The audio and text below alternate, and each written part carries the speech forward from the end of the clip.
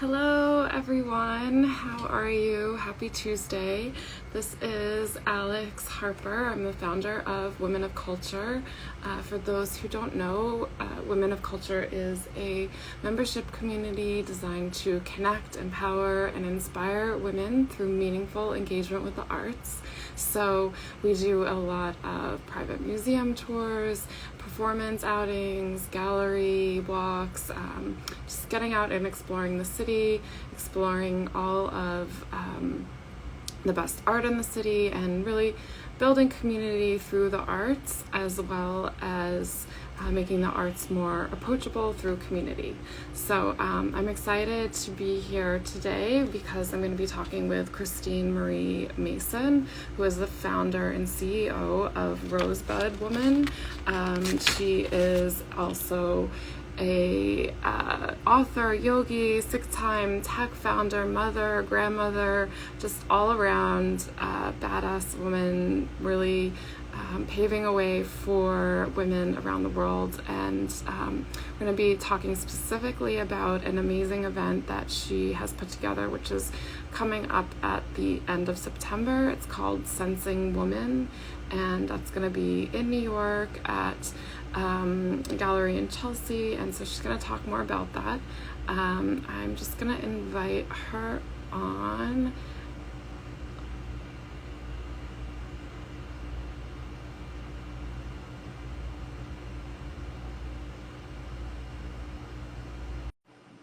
It's always a little bit of a delay, but hopefully we'll get her in here in just a minute.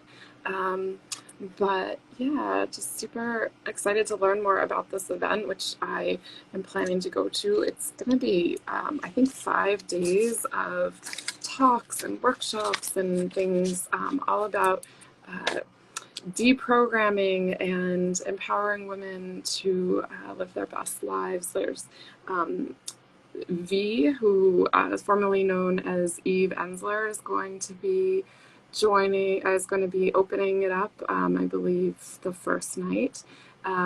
So yeah, we're gonna get all the details from her in just a minute. So let's get her in here.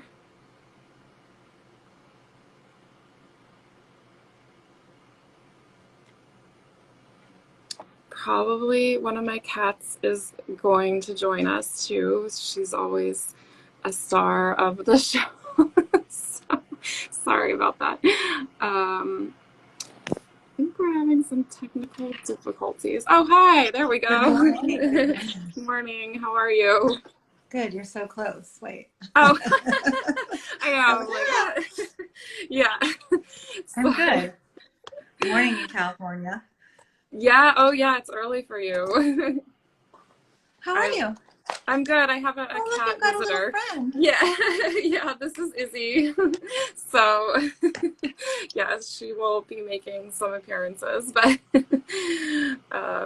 so thank you for being here. I gave a little intro before you joined, but I'd just love to have you maybe introduce yourself in your own words and tell us a little bit more about who you are and what's important to you. Well, my name is Christine Mason. I live in California. In the context of this, what's important is that I spend a lot of my life trying to bring people back into their full body joy, like no body shame, acceptance of themselves their whole life long.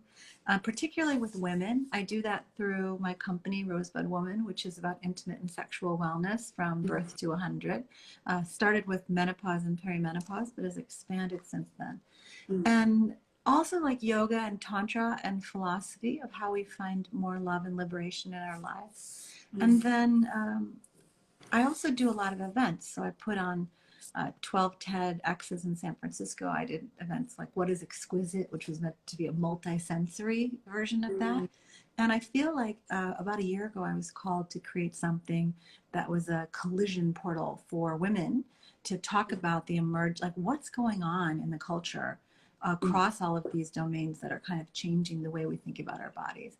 And what is our relationship to our bodies in a culture that for thousands of years has owned and objectified a woman's body? And I wanted to put together a combination of multiple sensory things connection, movement, visual art, and speaking. And that's what this thing in New York is going to be. It's coming up in a month. I'm like, Yeah, right. I know.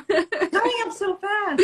Right. I have 6 kids and grandkids, and you know, yeah, I really want the world for my daughters in particular and my boys to be different. Yeah, yeah, no, that's so beautiful and powerful and important. So, thank you for all that you're doing and creating. And I'm curious, like, how you got to where you are today, because I know you have a background in tech startups and a totally different world. So, if you could talk a little bit more about that. Yeah, this a lot. It's so funny. Like I feel like the tech startup stuff was the accident. Like Okay. the longer, like the longer thread of my life has been about embodiment and relationship and relationship to self, spirit, earth, all of that stuff. Um, I started.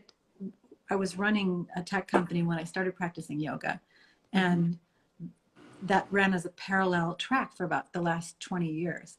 And Mm. you know how when you get into something that you love and you go a little bit deeper and a little bit deeper, it Yeah. like expands. So it went from simple yoga to more complex things, yoga sutras, learning Sanskrit, learning Mm. tantra, learning like plant. Then I got into plant medicine related to that, and then it opened up that whole portal into new healing modalities that weren't allopathic, that weren't Western medicine, and that got me into creating and formulating my products.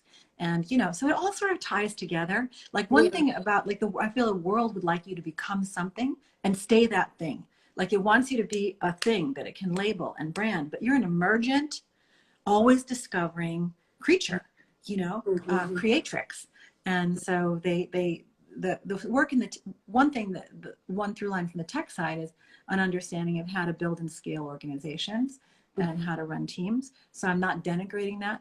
It just wasn't my, it wasn't as soul fulfilling, but clearly was successful, I guess. Yeah, right.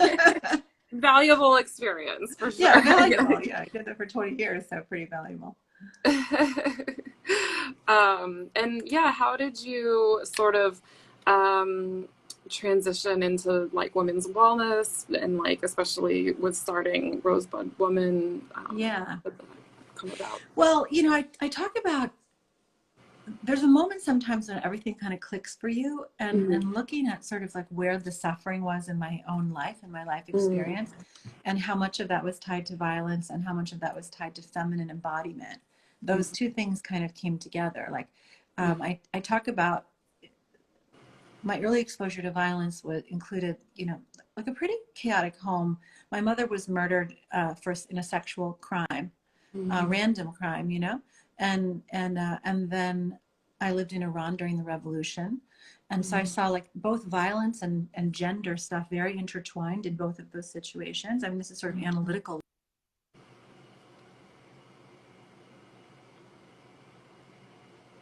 Oh, Can relate to this, but coming up as being a young teenager and not having any understanding of how my body worked, lots of sexual shame, slut shaming, body shaming, and that went on for like a good well into my 20s, even after I had children. yeah. And my relationship to my body was a thing I had to structure and force into a certain shape and form. It wasn't like I love it, it's so fun, even when I was in athletics, which I loved. Yeah. So I feel like that the embodiment and sexual piece, and then of course going into the workforce. I mean, I was lucky to be the first woman with children to be accepted to a world-class MBA program, and I took a full-time MBA with 3 little kids. But then when I got into the work world, it was very biased. There was no structures to support that, and then I was often the only woman in a boardroom over and over. And so this question of like, and then when I would succeed, I would look at the world they'd created for themselves. And I don't want to go farther in this world. I don't want the rewards of that world. I mean, to look at the masculine corporate life is it's so very unenriching. It's so Mm. very imbalanced. Like, it wasn't a prize that you really want also when you see it. And so Yeah. I started to think about like how all of those things are very intertwined, and that women making it had been defined as making it into this linear frame that had already been created, like slotting into that, but that there were 1,000 other ways to create the culture or to create a work environment that were more more interconnected, more organic. And so, it's been a gradual dawning. So in 2016, maybe earlier, I don't know, I'm losing track of time. My youngest child graduated from college. Mm-hmm. And I sold my house. I basically sold everything and went around the world for 2 years. And I had already been working on Rosebud, formulating it, doing products, giving people products at home before I left. But the timing wasn't right. Mm-hmm. And then I landed on the Big Island of Hawaii, took some of that cash, and we bought property to open up a yoga center and a retreat center. And I still couldn't shake the idea of Rosebud out of my head. So while we were clearing cane grass and tearing down goat sheds, I was formulating the products with a real chemist. And we did a survey of 3,000 women at that point and said, what were your intimate skin needs? And they gave us four top needs. And that's what we formulated for. And we launched, it'll be 4 years ago in November.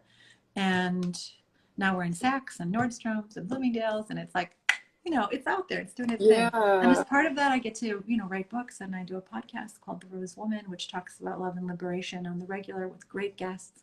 And a lot of the women who are in the show, the artists who are in the show, Beatrix Ost, who's in her 80s, an amazing painter, who is having like a solo show in her 80s, which is of new works, not like a retrospective. All the way down to Tracy Johnson, who's a 20-year-old Brooklyn fiber artist who just had windows in Bergdorf Goodman. So it's a whole, we do, I'm interviewing those artists as well, and their stories and what motivates them is so fascinating. So I guess that's a long answer to your transition question. No, that was great. No, it's super fascinating just to hear about like that journey. And it is, I feel like there's always been some threads, like common threads through what you've done. And I know like you're very interested in the connection between like technology and the human body. And I was wondering if you could talk a little bit more about that. That's been one of the reasons I switched over, because we were doing really innovative technical work in the early 2010s, late 20aughts, I guess, and looking at things like genomic printing and all kinds of, but like everything else, those technologies are super dangerous in the hands of an unevolved consciousness. Yeah. In a good consciousness, they're amazing. They can really help people. You could have care drones that go out and really support people in delivering medicine and rescuing people. Or you could have drones that go and shoot people in the head. It's like really very much about who we are as a people. And restoring the feminine pole in the world will also bring along everything in between. Like I'm looking for a restoration to wholeness that would also translate into respect for the body and respect for the earth of which we are a part and never separate. Like a really deep shift in our cosmology. So the technology piece today, like if I look at how the technology relates to your body or my body, like have you ever gotten on a plane and they call it jet lag, where you're just like, you land and you're like never quite, you think it's a time zone shift, but it's like a time space shift. You're moving at a pace that's much farther than your anatomy can keep up with. Like you're physically designed not to go faster than a horse. Okay. So this is a reality. Now we're moving that fast all the time. And so there's a little bit of out of syncness, or like we're supposed to be living in cycle with the light. And now we have artificial light. We're supposed to be living in eye contact, co-regulating one another in social systems. But now we're looking down and not making eye contact. So there's a lot of ways the technology, even though it's super helpful and creates fascinating connections, is like out of line with the biology. And so in particular, looking at each other, like I really wanted to do this event in real life so that women would feel each other's presence. They'd have a chance to, or men too, who's ever coming, will be able to look at each other, presence with each other, be in a heart space, and not be a conference where you're just like looking up at a stage and like standing in line to get the person's signature and then walking away. Like it needs to be webby, it needs to be like that fabric weave. So, the technology, like consciously using it, like overriding it's using you, and consciously learning how to use it is a big part of this next phase, I believe. Yeah, that's so interesting. I feel like so much of the time we're like a slave, right, to our technology. It's running our lives, but we need to I like the way that you said that. Yeah. It's true. I don't want to be me. want to have it use me. It's using me all the time, though. It's like totally giving me little dopamine hits every time. Like, oh, Yeah. my friend Anna Maria just said hi, love you. You know, I'm like, oh, I get a little dopamine hit. Oh, hi, Anna Maria. I haven't seen you in 10 years. You know, those kinds of feelings. You know, that's working on my body. But as long as I'm aware of it, I can decide, I guess, whether to accept it or not.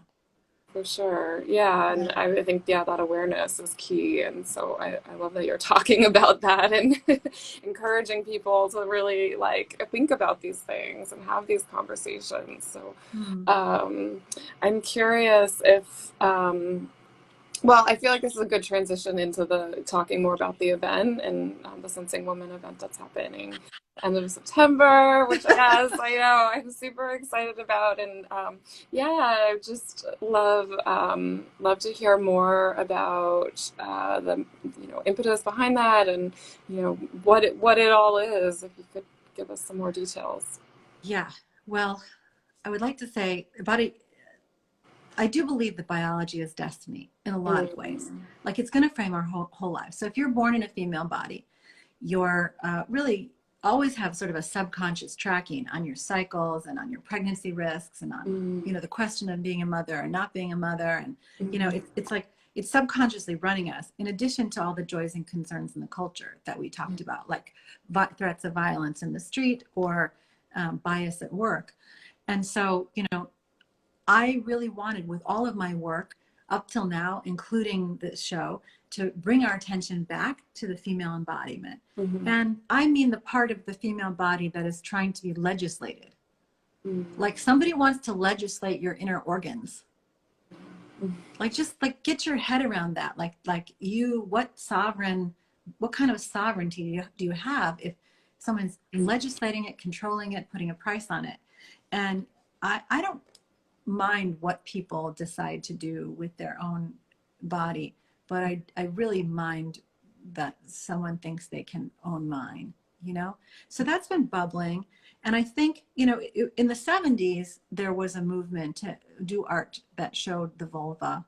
And it was like, remember Judy Chicago did all those plates and stuff? Mm-hmm. And yet here we are 50 years later, and women still can't look at or name their body parts. There's like a super lack of education there.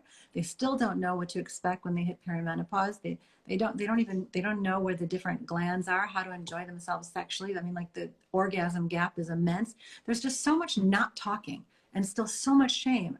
And it just has morphed a little bit. And I was like, well, since we're again facing another burst of legislative invasion, why don't we take a look at what's happening across the board? The art is important because the art, I feel, like artists in general are the harbingers of a culture's unconscious or subconscious. Like they see things. So the subconscious, the lower part of the brain stack, sees an imagery. It sees in full-blown images. Like if you'll notice that if you're meditating or trying to do ESP with somebody, like you're trying to like really perceive something, it'll come as an image. And then you put language over it. Language is later in the stack. So often artists are seeing something before the rest of the culture sees it. And so by inviting Christina Massey, who's an amazing, wonderful curator of female artists, to work on this show, she was able to find people who are expressing a particular aspect of female embodiment. And hopefully it creates an opportunity that we can say, look. And you'll even notice that, like, you'll look at it and you go, oh my God, I'm not just my vagina. Why are we focusing on that? We're focusing on that because that's the part of your body that people don't want to talk about. That's what people don't want to discuss. They want to sexualize it. They don't want to treat it as an integral part of you, and they want to legislate it. So we're going to look there. And we're going to use that looking as a context to talk about how do we shift sexual shame, body, media, education, medicine, law. And so the way the show came about was so magical because, we were, there was a woman who was working with me to find a gallery space in New York. And it was like little galleries, like we couldn't really find a place. And we're walking down 24th Street. We go into Gargosian and it's like so big and open. I'm like, this is the kind of gallery we want. And she's like, well, this would be like $1 million basically. Right. And so I said, okay, that really won't work. So we went across the street to C24 and we walked in, and the space is like, it's big. It's like 4 big floor to ceiling windows facing the street. And it's really airy feeling. And you walk in and it's got this upstairs space. And then there's a lower level that's very contained, like a little nest, almost like a little womb. I was like, this is the place. We have to do it here. Yeah. And, we thought it would be prohibitive, but C24 was so wonderful. There was 1 week in September between shows, and they were so supportive and cooperative with us to give us this space for a really incredible collaborative deal, and to basically say, come in and make this happen. So Christina's hanging the show, and within the context of that space, we went to look. Last year, as part of a thesis program that I'm in, I wrote a paper on the levers to eliminate shame in American women, and then looked at what the news stories, the old stories and the news stories, and then said, okay, these are the things we want to talk about. There's the media lever, like telling a new story and body positivity. That's day one. So I'll just kind of go through sort of the flow of the week. We have, so the basic framework is during the day, 2 of the artists will speak in the morning to open about their work in a dialogue, and then there's 2 midday councils. And then another pair of artists in the afternoon, then a break, and then an evening sort of embodiment thing. Like one night we have a sound bath. One night we have rap priestess Lizzie Jeff doing goddess codes where I hope you come and wear silk and lace and like. Generation Women is doing a storytelling night, and their format is one person in their 20s, 30s, 40s, 50s, and 60s plus. Maybe it's 60s and 70s plus, 70s plus. Giving a story on a similar topic so that you get the representation of many different perspectives across the same topic. So they're going to do a night. The first night is our opening. The whole thing is a benefit. So 50% of all the art sales go to the artist, and the other 50% go to the cause. The ticket sales go to Center for Reproductive Rights, Center for Intimacy Justice, donations, sponsorships, all of that stuff. So we have Eve Hensler has agreed to come and talk with us on the opening night. Now, if you don't know who, her name is V now. She's shifted her name, so FKA Eve Hensler, but I feel like we have to let people know the context. Yeah. So V is the OG person. She wrote the Vagina Monologues, and she talked to us a long time ago about looking at this part of the body. And I will say, just tying a little anecdote back to Rosebud, is that when I went to name Rosebud, I went on Urban Dictionary, and there are like 750 names for pussy, and like 4 were nice. 4, like the rest were like slang, and they all fell into the same categories of insults. Now V's been working on telling personal stories and on talking about this relationship with the body for a long time. And she's also been dealing with sexual violence, but she's evolving as well. So we're going to talk with her about what she's seeing now and what she sees as the prescription in the culture moving forward, what's emergent in her. And Christina will give a little talk on the curation, and we have a poet, and it's going to be a fun opening. But on day one, before the party, Emmy, the first body positive supermodel, is going to be, who now runs True Beauty Foundation, and she's trying to really change fashion's approach to how they design for bodies. She's going to lead a panel which includes Tanya Taylor, Renee Cafaro, and other people who are body positive activists now. And then she's followed by Katie Fogarty of A Certain Age Pod, who's hosting something on media, like what's changing in media. And I think we have a Gina Davis representing, Alicia Reiner from Orange is the New Black is going to be on that panel. Oh, wow. It's going to be a good full day. And Delphine O'Rourke, who's one of the top attorneys looking at policy and strategy and like really what is going on sort of the Christo-fascist authoritarianism front, to that it's really not about your body. It's a much broader conversation around what kind of culture we want to build. And we're up against not just body regulation, but a desire to really impinge, to really change the democratic story in a lot of ways. So she's going to talk about what we can do actively. So that's day one. And then day two, we have a medical panel, I think, that where it's menopause, maternal health, sexuality, a lot of wonderful people coming that day. Latham Thomas, Dr. Somi Javaid, who founded a really innovative clinic called Her MD. So there's medical day, there's Allie Ward of Ologies, the top science podcast in the country, who's such a delight. She's Femology is the name of her panel, and she's got a woman who's talking about like clitoral literacy, a woman who's talking about the orgasm gap. I think she's got some other social psychologists that are coming to do her panel. There's an eco-spirituality panel, which talks about how the relationship and how we treat the female body is very much how we treat the earth. Come in, say what you want, demand energy, extract it, take it, use it, and then walk away like that.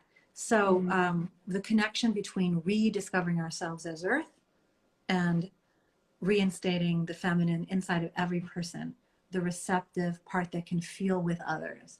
So that's another day.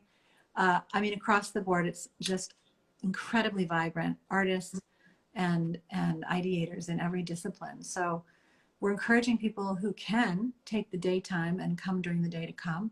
And if they can't do the daytime, then sign up for the simulcast, watch what they can and watch the rest later. We have Eve's recording for 30 days after the talk. So you have 30 days to watch it. And come for the evenings. We have open hours for the public in the afternoons, like 4 to 6, if you just want to stop in at the end of the workday and look at the art. Find something that moves you, make a purchase if you can. And if you can't, just find something that moves you and have your heart changed. Maybe buy books from the speakers. And then in the evening, and then come to an evening program. They're a little bit pricier than it would be if you bought a story night, but it's because we want the donation money to support the Center for Reproductive Rights. So if you can afford $100 for an evening program, please come out. Tuesday night, the 27th, is Eve Ensler. Wednesday night is Generation Women in the Storytelling. Thursday night is a sound bath, like a really deep relaxation sound bath meditation. And Friday night is Lizzie Jeff. Now Lizzie's unique. Go listen to her Goddess Codes on Spotify. It's like, I am all that I preach to be. She's like, but she's an interesting woman because she's got her own record label and all of these things. But the first time I met Lizzie, I was most impressed by how she uplifted everybody in the space. Like, yes, she's the star, but she got on her knees in front of her manager, another woman, and said how wonderful she was. I would never do this without you. She would call out people in the room who were in the way they were showing up. And she builds a big tent, and she brings the racial realities into that tent in a way that says, this is what's true. And if we can all look at it together, we might be able to shift it. Same with your body. If we can all look at it together and feel it, you might be able to shift it in a very sort of, her other enterprise is called Zen and Kush. So in a very like CBD assisted way, So I'm thinking that's going to be a wonderful evening also. Oh my God, it all sounds so amazing. Come the whole time. Exactly. Yeah, right? I know. It's like just so important and powerful. And yeah, you really assembled an amazing group of women. Are these all like women that you know or have like encountered? I would say like half of them are people I know or podcast guests, and the other, like Emmy and Katie Fogarty in particular, really jumped in to help find their panels and to pick the people that went into, like, they thought that they respected on those topics. And so those women I don't know as well. And some of them were just cold calls. Like, please, Dr. Lori Mintz, will you please come? Because I love your book so much. And, there's one woman that I really wanted to have come, and she's not really well enough to travel, but her perspective is so beautiful. She's Cosmogyny on Instagram, Sophie Strand, and I think she's like a poet of eco-spirituality. She's just astonishing. But so I didn't get some of the people that we'd hoped for just because of dates and timing, but I feel like if this works, then we will do it again. And we'll learn from this one. Other things I'm loving, like our artist Arlene Rush makes these vaginal vulva chocolate molds, and so a chocolatier offered to do those. Chocolatiers making those molds. We have donations of different kinds of newfangled beverages, like non-alcoholic things that are coming out, herbal things for anxiety. We have a jewelry designer who out of the blue designed a custom pendant for the show. I didn't even know her. Wow. So, you know, the thing that's nice about it is that people are jumping in. They feel like the mission is catching people. Good. Oh, you know what else I didn't mention? And you asked the question earlier about technology and us. Yeah. And so there's a panel on algorithmic bias, which is, I mean, it's not something we talk about a lot, but like what you're allowed to see online is so gated by censorship, and the censors are learning from what is already censored. Like I did a little test on, do you know what an AI image generator is? You put in a phrase, so you type a phrase in, like telling the robot, imagine, and then you give it a phrase. So I told the AI to imagine robot censorship.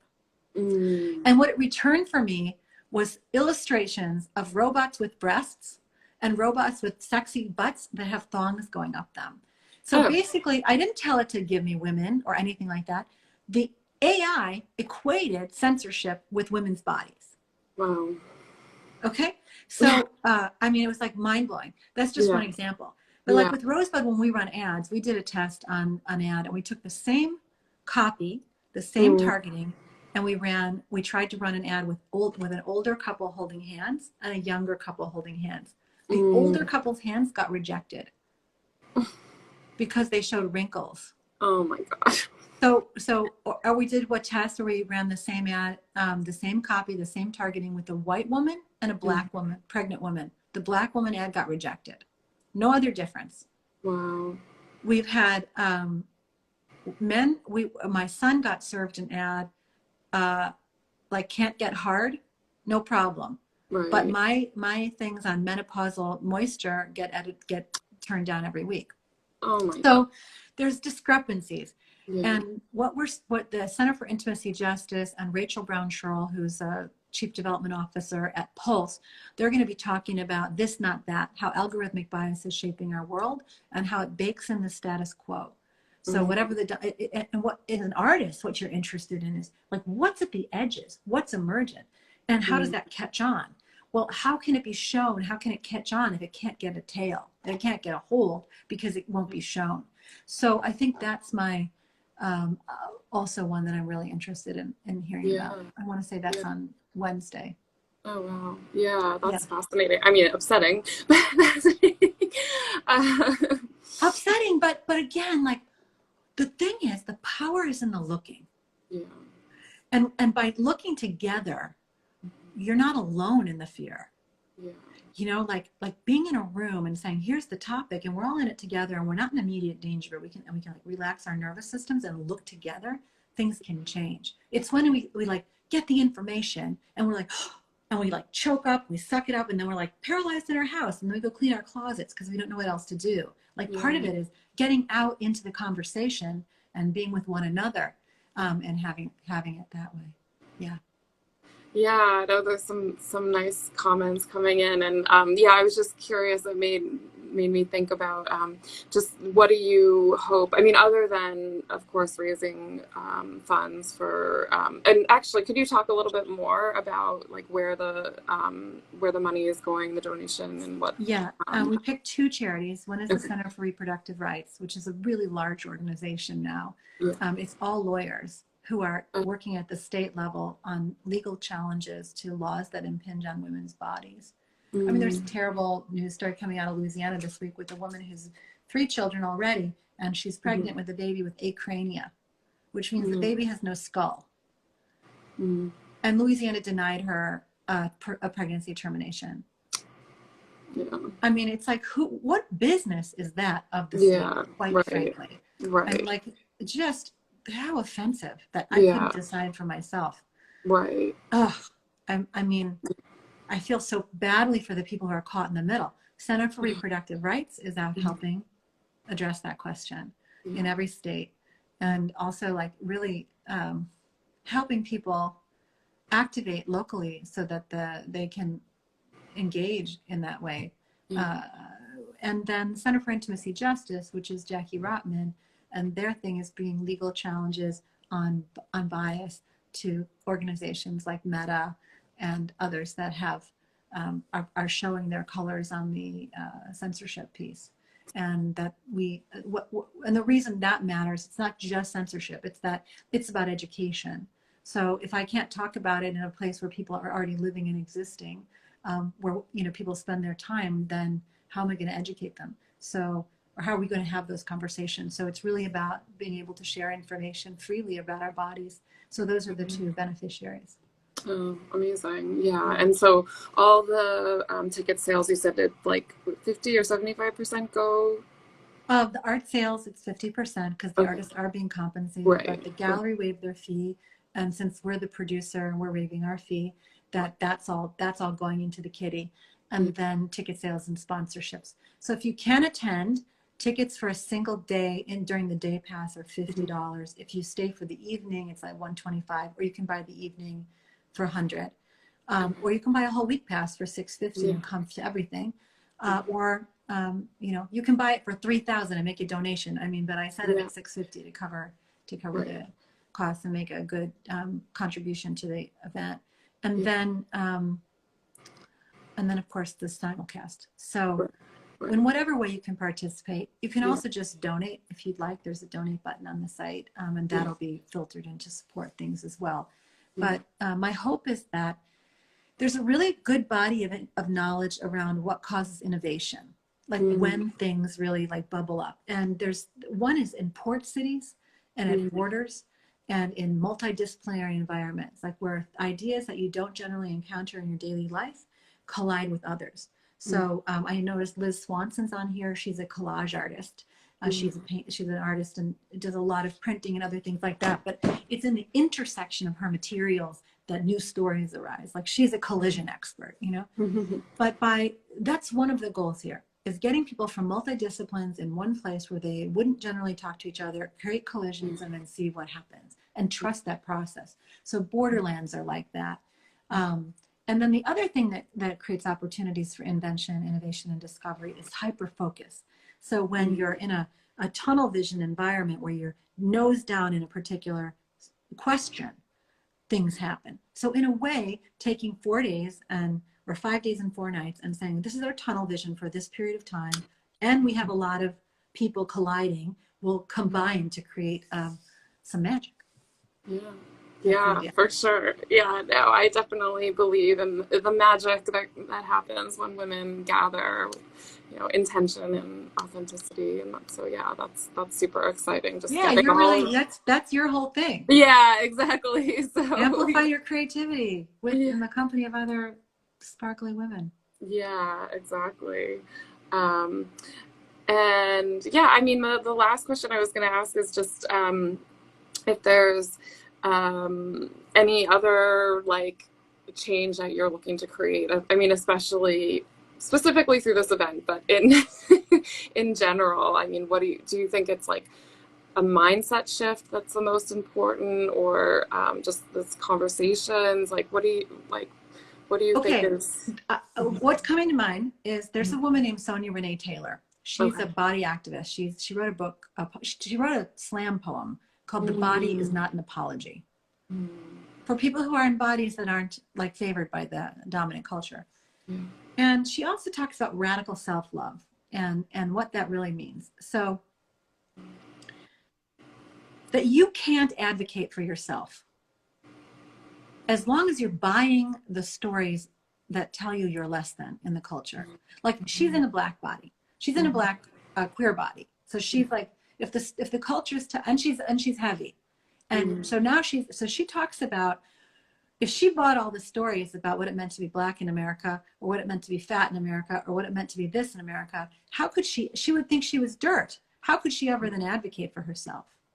So by dropping into like taking it from the idea that, oh yeah, I shouldn't be legislated against, which is up here, or I'm cool, I love sex, which is up here. Like there's some like reactive sexuality, all this stuff that's like living above the body, and dropping it down into like, oh my God, this is my vulva, this is my womb, and I love it, and I love my body, and I feel my essential value and worth, and out of that I stand in my power, and out of that and I say no,